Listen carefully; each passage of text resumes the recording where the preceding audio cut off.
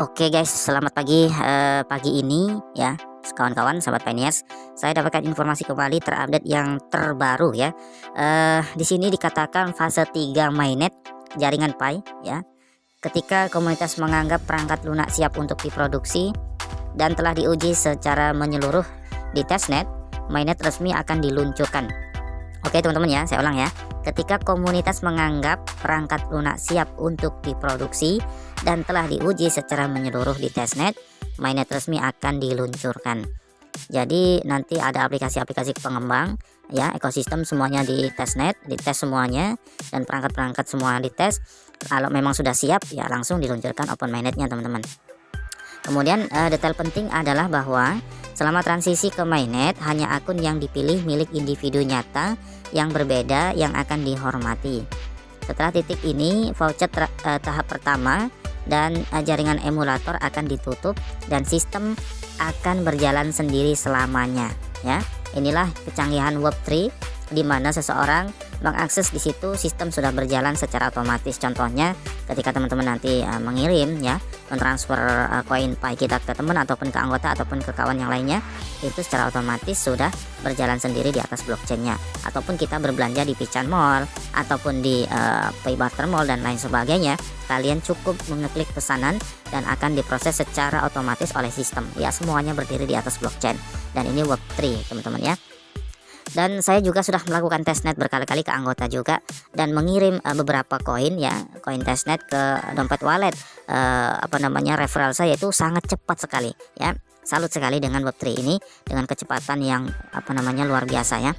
Kemudian pembaruan protokol di masa mendatang akan disumbangkan oleh komunitas pengembang dan tim inti dan diusulkan oleh panitia.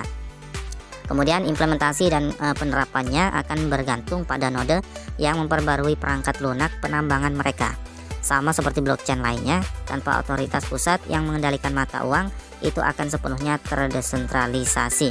Saldo pengguna palsu atau duplikat akan dibuang.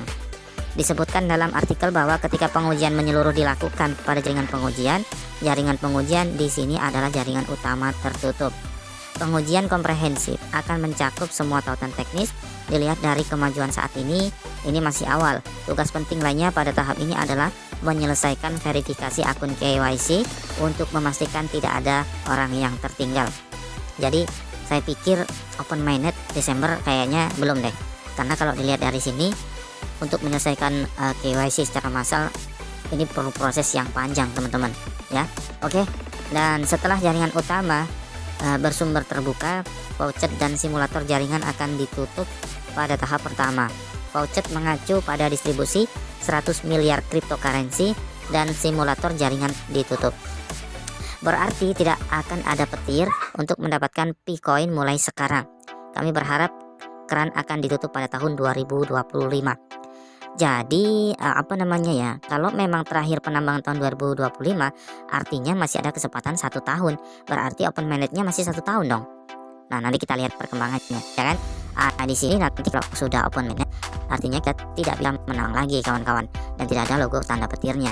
Jadi sayangi petir Anda, klik 24 jam sekali. Mumpung masih bisa menggali, silahkan gali sebanyak-banyaknya, secukup-cukupnya, cari anggota sebanyak-banyaknya untuk memperbanyak pendapatan. Itu dia. Kemudian pentingnya node terbukti dengan sendirinya ribuan diantaranya digunakan di seluruh dunia menjalankan operasi seluruh jaringan. Tanpa lebih dari 51% node memilih, tidak ada yang memiliki kemampuan untuk mengubah protokol. Saldo akun palsu atau akun duplikat akan dibuang. Nah ini teman-teman, bahayanya kalau punya akun cloningan atau duplikat. Jadi kalian kalau bisa satu akun ya, satu HP teman-teman ya, jangan kalian itu buat cloningan handphone atau aplikasi teman-teman ya. Sangat disayangkan nanti ketika kalian harus di-banned ataupun disuspend akunnya, kan sayang ya kan. Nah kalau bisa ya satu KTP satu akun kawan-kawan ya. Akun yang tidak lolos verifikasi KYC tidak akan pernah dipetakan dan poin mereka akan selalu berada di emulator Lightning dan tidak akan bermigrasi ke dompet mainnet. Tidak perlu cemas, faktanya dalam tahap beta tertutup, selama individu dipetakan mereka dapat memiliki kekayaan atau belanja dan barter.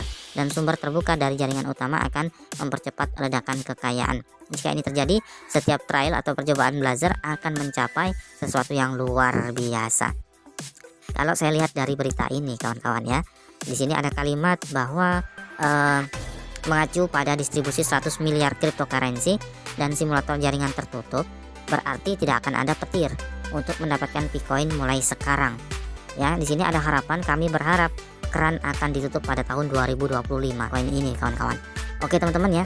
Jadi terkait dengan open mainnet fase ketiga di mana jaringan terbuka dimulai tahun 2024 yang kabar yang sudah beredar ataupun bahkan yang ada yang menyampaikan per 1 Desember open mainnet, saya belum menemukan kabar itu kawan-kawan.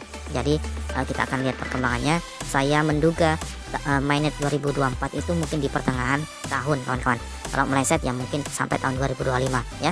Oke, itu aja teman-teman informasinya untuk kali ini. Mungkin segitu dulu, kita akan informasikan nanti di video berikutnya. Assalamualaikum warahmatullahi wabarakatuh.